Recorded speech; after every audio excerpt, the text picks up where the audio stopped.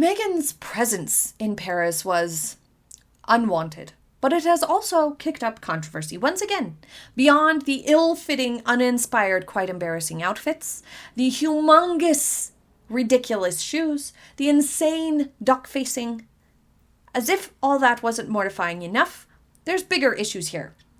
Before we begin, let's just discuss this moment here. A visual representation of just how much the Meg does not fit into this space. She is not appropriate for this space and does not know or care to know how to handle herself or what the proper etiquette is. No matter where she goes, she can't be bothered with etiquette, and that is sad for a grown woman. This, where she laughs and turns to her handler, Marcus, who is decidedly not amused, and neither is anyone around them. Somehow, this nobody, Marcus Anderson, knows not to be laughing at whatever just happened, but the Meg does not know not to laugh. How? How does Meghan not know to not laugh out loud when you're watching a fashion show? Like, obviously, somebody must have tripped or fallen or just something awkward was happening that wasn't supposed to happen. When there's like shows like this, there's live shows like this, there's so many moving parts. Little things happen. There's false starts with the music and the lighting. There's, somebody pulls the curtain too early. There's all sorts of production people moving around. Perhaps somebody tripped or fell. I heard some people say that a model had tripped and fallen or, had a hard time with their heels. You never laugh at something like that. I haven't seen like the other point of view from what Meghan was laughing at, so I can't say for sure what made her laugh, but no one else laughed. So that tells us it was not something, that was supposed to happen, and the proper etiquette is to not laugh. I mean, these models are putting themselves out there in outfits and shoes that they have only tried on like a couple of times, doing a rather challenging task sometimes. And even if it weren't models on a runway, anybody stumbling and falling, you shouldn't laugh at them. What if they got hurt? They're surely embarrassed. It's not polite to laugh in any context, but especially on Paris Fashion Week. Fashion is not funny. They take it very seriously, and it's also a big deal for the fashion industry, and these models work tirelessly, and it's a big deal for them to get there. You never laugh. And Meghan's laughing. Who is this woman? How does she think that this is okay? How is she the only one in this entire shot that's showing us maybe a dozen people? How is she the only one who gives in to her urge to laugh at someone? Boggles the mind. Someone send her home. She doesn't know how to behave. How incredibly rude. First, let's give a little context. We are talking about someone, the Meg, who has spent years whining about little problems. From her brief time as a working royal in the UK, she has reiterated, doubled down on, and justified her complaints that were things as small and regular as having a smaller house for a little while, or not correcting every single tabloid story. Side note, everyone knows tabloids are silly, even the people who read them. But the Meg wanted to get in the mud and nitpick and respond and correct every little thing in tabloids and whatnot. People wondering, joyfully, I might add, what future children may look like, as all families do when anticipating additions to the family. Okay? No big problems. Meghan has been complaining about little problems for years now. For 5 years, Meghan has been complaining out loud about little problems. In fact, longer than that. But she thought that these things were so big and so profound and such big deals that she not only left and blew up the bridges on her way out, but she went complete scorched earth and whined about them on TV repeatedly and even lied to make it seem worse than it was. These wrongs became Meghan's entire identity for years. And so that's who we are talking about here. This person who thought these little things were such big deals she needed to try to shame everybody for years. And now she is wanting to support, even by proxy, Balenciaga, of all design houses. That's who she's picking? Really? A brand that only 2 years ago was deeply embroiled in a scandal involving children. It demonstrates a troubling disregard for boundaries involving minors for Balenciaga, first off, but also for Meghan. By aligning herself with them, even passively through attendance, she appears to endorse and be willing to overlook a company still associated with the very kind of harm and exploitation she claims to oppose. So once again, just like her presence on Instagram, it seems she's willing to sacrifice her alleged principles for money or fame or a chance to rub elbows with people that she knows are out of her league, but she believes she deserves to belong with and be around. Or she doesn't actually care about those issues at all. She doesn't actually care about kids' safety online. It can't be both ways. She can't care about those things and be doing this, supporting Balenciaga, even though she's supporting a new director. And there is, I suppose, a gray area at this moment in time because they have just changed creative directors. So some people are like, well, that's the best of a clean slate you can get from a brand. At the same time, the people who own Balenciaga did not do enough to correct and rectify the situation after that terrible mistake in 2022. They didn't. They started a lawsuit against the third-party people, allegedly, who were in charge of the campaign. Allegedly. That was just a fall guy situation because they dropped the lawsuit within weeks. The people who own Balenciaga, ultimately, those who get the most profits from it and have the most control and say over the company, did not do enough to correct their mistake, pay for it, if you will, and rectify the situation. Therefore, in my view, Balenciaga as a brand is still in the naughty corner because they can change creative director all they want. The people at the top are the same, and they have not done anything about what they allowed to have happen. If she really did care about those things, about the initiatives, about child safety online and whatnot, then she would never want to associate or appear to endorse any organization or company that has any history of exploitations or harms online, especially involving children. If she was actually serious about her principles and leading by example and all of that. We all know the real reason why she claims to back anti-online bullying, and it has everything to do with her. It's because she brainwashed Harry into believing that the Meg was the most trolled person in 2018. No. Nothing of the sort. This is not true. It's not a measured metric anyway. We have no data on who the most trolled is because that's subjective. But 2018, Meghan was actually getting a lot of good press. And people were excited about the wedding. So what are they even talking about? What is Harry on about? Well, it's surely a soundbite Meghan gave him. The point is, because Meghan cannot see the errors in her ways, she blames the internet. But in reality, Meg is the problem. It is her behavior that's problematic, not the criticisms of her, which are valid. And she and her hired PR firm are trying to flip this. So it's important to reiterate where the actual issue lies. She doesn't actually care about these initiatives. She's just aligning herself with them as a petulant and manipulative attempt to solidify her victim image. She thinks it gives her credibility to support these things, credibility in her claims of being bullied online. The consequences of this tie to Balenciaga, though, can have repercussions for her public image in this and the other spaces that she wishes to occupy. Her advocacy for this child protections and mental health and online safety and whatnot hinges on moral consistency. Publicly supporting a brand like this makes her appear selective and insincere, which undermines her authenticity. It shows hypocrisy, a loss of credibility. It also makes it feel like it's another example of chasing prestige and visibility over her values, reinforcing a narrative that her activism is performative rather than principles. So the optics of this look like she's just being opportunistic here, that it doesn't really matter. She's willing to sacrifice anything if it gets her something she wants, like this glitzy, glamorous trip to Paris Fashion Week, even just for a moment. And in a broader sense, it can have negative impacts, obviously, on public trust. For anybody who maybe thought Meg was genuine might second guess that. That would be a very small number of people.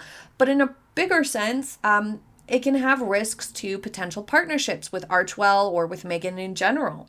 Nonprofits and media outlets and corporate partners who value ethical alignment may distance themselves if she's seen as normalizing Balenciaga's comeback.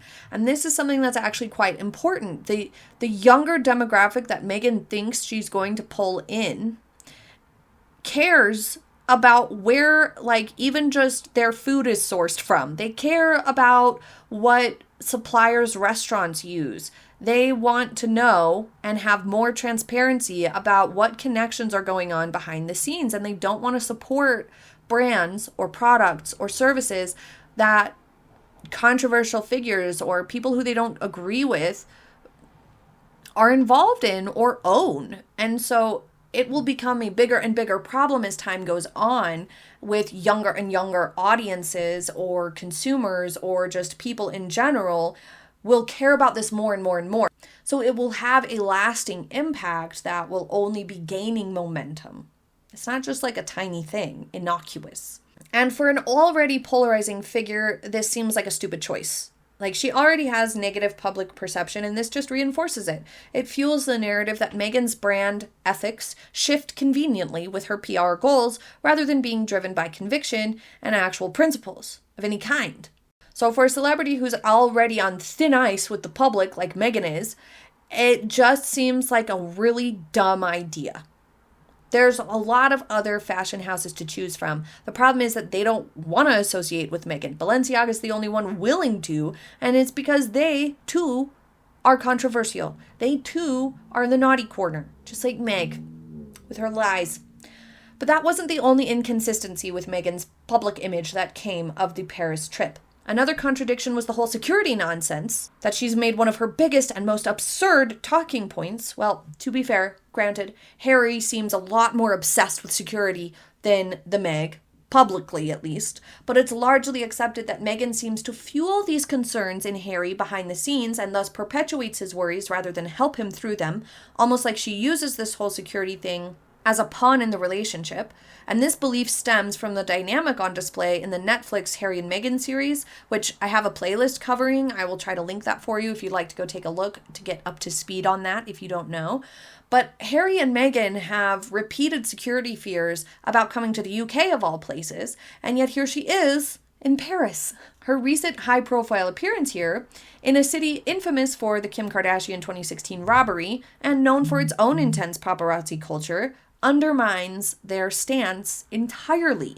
It's one of the most publicized, chaotic, and paparazzi-heavy events in the world, with global press swarming every major celebrity in a rather concentrated area for the whole time of the event, the whole 2-week window around this event. And despite this, Meghan appeared thirsty for the photographers, and she was highly visible around the cameras, in and out of the front door rather than a private entrance, suggesting that her security concerns are selective and that her fear narrative is only strategically applied when it serves her messaging and image goals. And what this does is it undermines all of her other messaging, and Harry's too. Since she has proven that she's not worried about Paris, now no one can really take her concerns about the UK seriously.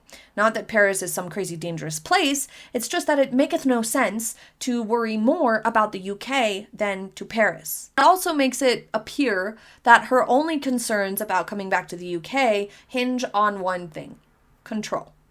She feels that she cannot control the narrative and her image in the UK.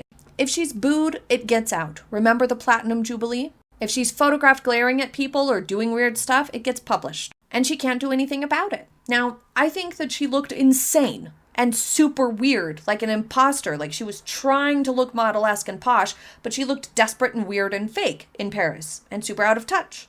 Like, if you don't have the self-awareness to not make this face and wear shoes 2 sizes too big, then I can't help you, and no one else can either, I don't think. I don't think anybody can help you. But for the Meg, just being in the very presence of Fashion Week was enough to outweigh the unflattering pictures. So she's shallow. Big surprise. But this selective concern for privacy and safety also highlights this credibility gap once more. For someone who's built so much of her public identity on being a victim of media intrusion and unsafe conditions, voluntarily walking into one of the world's most press-heavy events, especially for a brand like Balenciaga, makes her appear hypocritical and performative.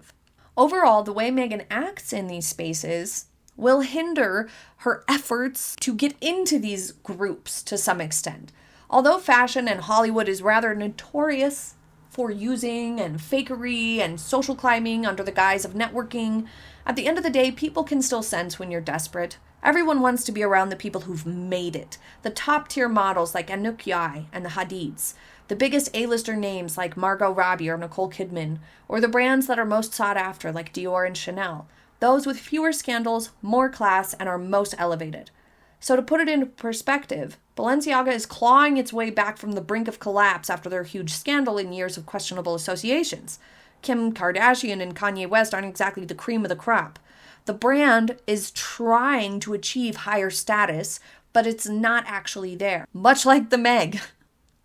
So this show and the people at it and the Paris Fashion Week itself demonstrate just how tiny the Meg's attendance really was in the perspective and grand scheme of Paris Fashion Week.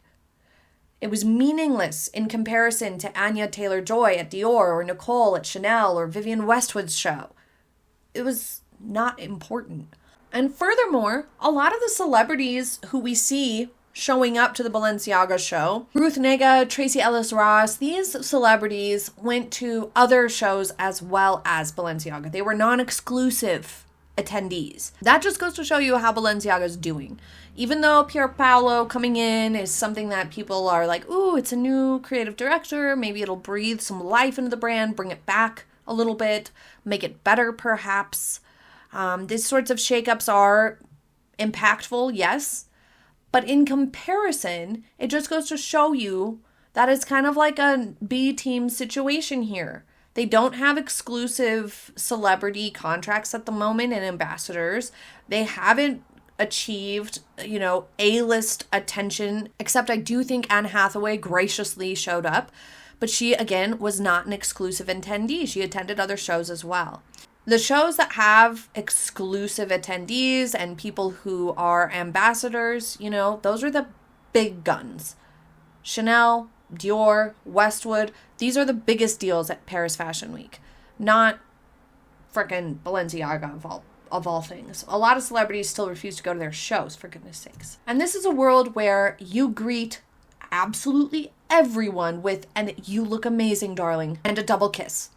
No matter who it is in front of you, no matter if they are your arch nemesis, or if you're using the person, or if you hate the person, or if you love the person, it is a universal greeting, and you put on a show of everything is fabulous, everyone looks fabulous, and it's just how it is. It's obligatory, the fakeness is palpable, but it's an air of this is it. This is fashion's biggest deal. We are all here in support of this.